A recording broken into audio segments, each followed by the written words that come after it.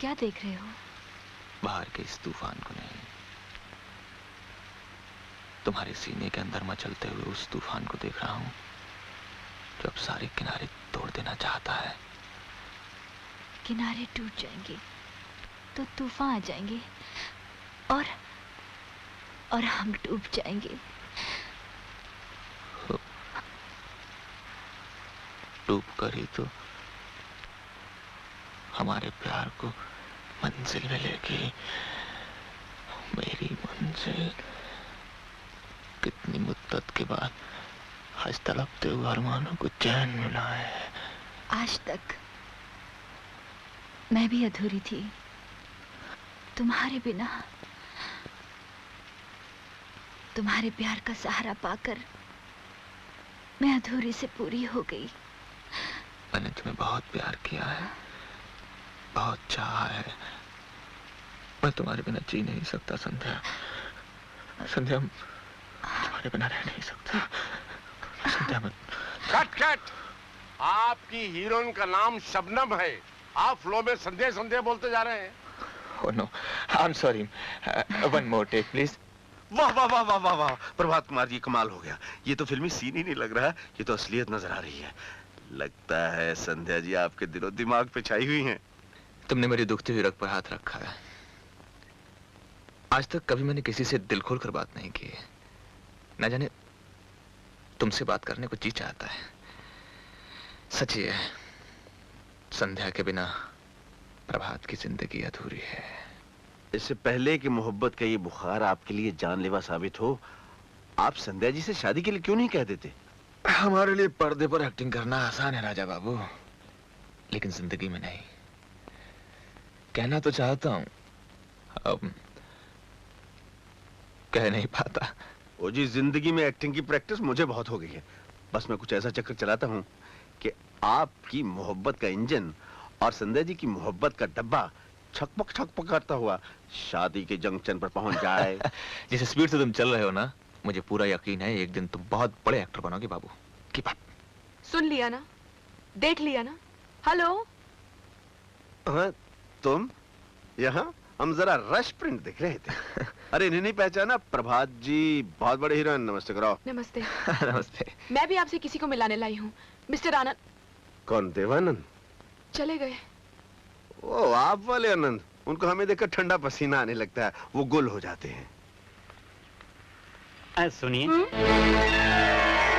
मैं पूछ रहा था कि वो... यहाँ कुछ मत पूछो, घर आ जाना, सब कुछ बता दूंगी। ये लो, ये रहा मेरा कार्ड। लेकिन वो... तुमसे कहा ना, ऐसी राज की बातें यूं रास्ते में नहीं की जाती। घर आ जाना, बता दूंगी सब कुछ। So sorry. किस राज की बात हो रही थी? मुझे खुद नहीं पता जी। ठीक है, चलो। तुम उस दो कौड़ी के राजा से शादी करना चाहती हो? हाँ, ये मेरा फैसला है माँ। पागल मत बनो। अभी 10 बरस तक तो तुम्हारे मन में शादी का ख्याल आना भी जुर्म है, समझी? माँ, मैंने लाखों रुपए कमा कर दिए हैं तुम्हें। मेरी मोहब्बत के रास्ते में दीवार बनने की कोशिश मत करना। कहीं ऐसा ना हो दौलत के लालच में तुम अपनी बेटी को खो बैठो। संध्या। प्रभात बाबू, इस बेजान तस्वीर को ही आप देखते रह जाएंगे और जीती जागती संध्या को कोई और ले उड़ेगा। क्या बक रही हैं आप? मैंने तो सोचा था संध्या शादी आज करे या कल, सिरा तो आप ही के साथ बंधेगा। तो अब क्या हुआ? हुआ नहीं, होने वाला है। संध्या उस 2 कौड़ी के राजा के साथ शादी कर रही है। ये कैसे हो सकता है? कैसे हो सकता है? हो जाएगा। कमाने वाली लड़की है, अपनी बात मनवाना भी अपना हक समझती है। अब भी वक्त है, अगर कुछ कर सकते हैं तो कर लीजिए। सलील,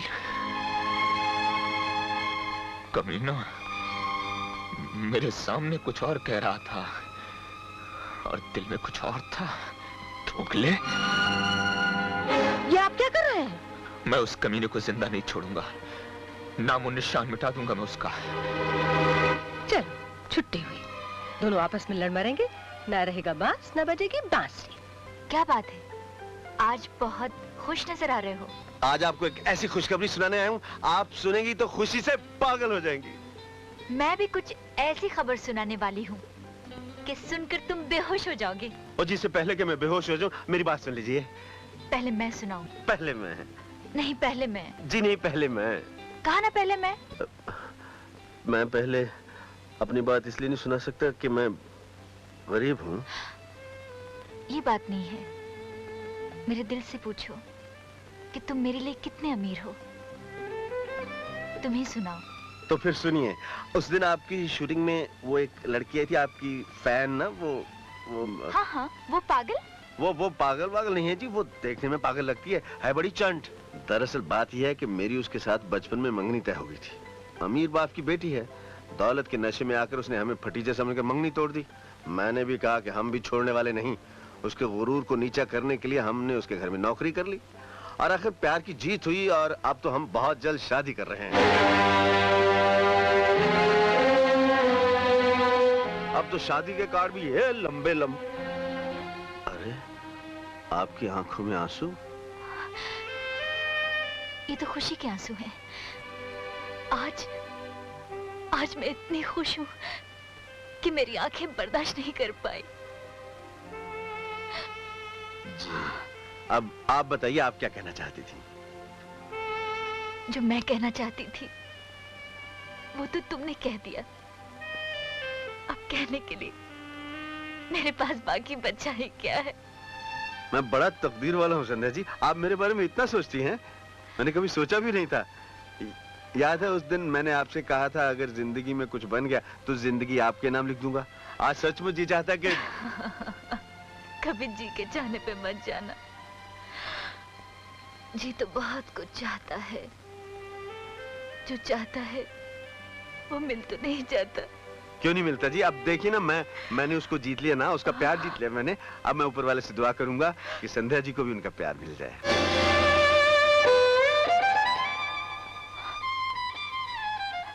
संध्या जी, माफ कर दीजिए संध्या जी, शायद मैंने आपकी दुखती रग पर हाथ रख दिया।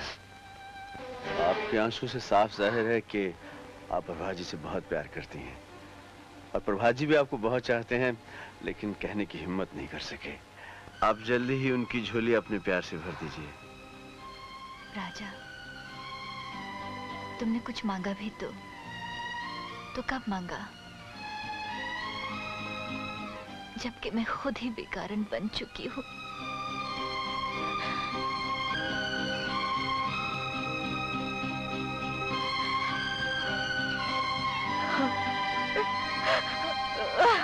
यहाँ ना कैमरा है, ना लाइटें हैं, ना किसी फिल्म की शूटिंग हो रही है। आप कहीं मुझको शूट करने का? इरादा तो कुछ ऐसा ही था बाबू, लेकिन तुमसे मिलने के बाद दोस्ती का हाथ बढ़ाने को जी चाहता है। आ मेरे गले लग जा दोस्त। प्रभा जी, आप ग्रेट हैं। दोस्त, जो बात मैं बरसों संध्या से नहीं कह सका, आज तुमने मेरे लिए कह दी है। आज तुमने मुझे खरीद लिया है। जिंदगी में कभी मेरी जरूरत पड़ी ना तो अपनी जान देने से पीछे नहीं हटूंगा। रानी, अब जल्दी दादाजी को कह के पंडित को बुलाते हैं। तुम यहाँ क्या कर रहे हो? तुम जो कर चुकी हो उसकी कहानी सुनाने आया था। बेहया, मैंने तुझे अपने खानदान की ज्योति समझा था, लेकिन ये ज्योति इस घर की इज्जत को जलाकर खाक कर डालेगी, ये नहीं सोचा था। दादाजी, मेरी बदनसीबी तो उसी दिन शुरू हो गई थी जिस दिन तुम्हारी सूरत देखकर मैंने पहली बार अपने असूल बदले थे। तुम्हारी मर्जी की शादी की खबर सुनकर तुम्हारा दिल रखने के लिए मैंने अपना सर नीचे कर दादाजी, दिया था। भूल जा दादाजी को। आज समझ में आया कि सच्चे वो लोग होते हैं जो अपने असूलों पर अपनी औलाद कुर्बान कर देते हैं। तुझ जैसी झूठी औलाद जो पहले प्यार के सदके माँ बाप से आजादी मांगती है और फिर उनकी इज्जत की खाक से उनके माथे पर उनका टीका लगा देती है। आप हमें गलत समझ रहे हैं दादाजी। खामोश! आज मैं इस घर में किसी को भी बेहयाई की वकालत नहीं करने दूंगा। मैं बेखबर जरूर था मगर बेगैरत नहीं। निकल जाओ यहाँ से। दादाजी आप मेरी बात तो सुनिए। मैं कुछ सुनना नहीं चाहता। दबाओ दादाजी आप एक बार मेरी बात सुन लीजिए। आप निकल जाओ। भाग जाओ। बात सुनिए। मैं अब सब समझ कोई बात सुनना नहीं चाहता। दादाजी! बेहया, उस कमीने को घर से निकलते देखकर तड़प की उठी हो। हाँ, क्योंकि मैं राजा से प्यार करती हूँ दादाजी। मैं राजा के बगैर नहीं जी सकती। मैं शादी करूंगी तो सिर्फ राजा से। तुम्हारी शादी वहीं होगी जहाँ मैं चाहूंगा। अब तुम इस घर से उसी दिन बाहर निकलोगी जिस दिन सुहाग का कफन पहनकर अर्थी के रूप में तेरी डोली जाएगी।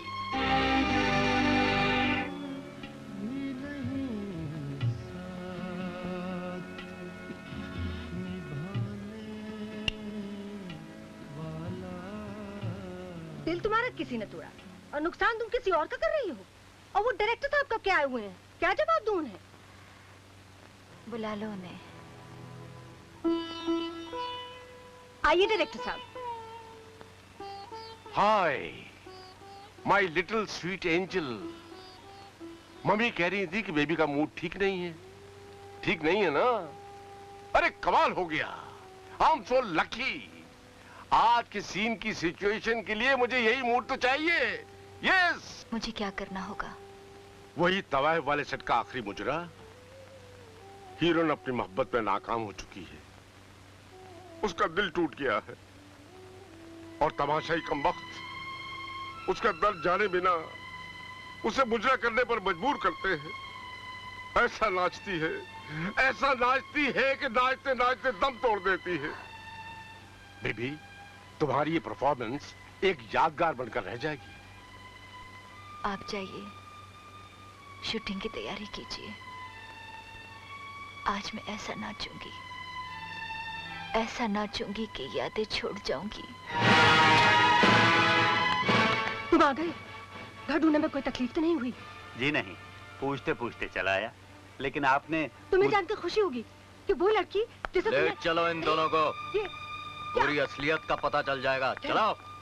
बरसों पहले एक रात मंदिर में ये शख्स मेरी गोद में एक बच्ची डाल गया था।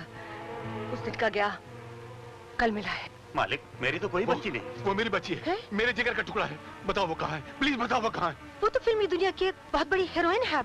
उसका नाम है संध्या।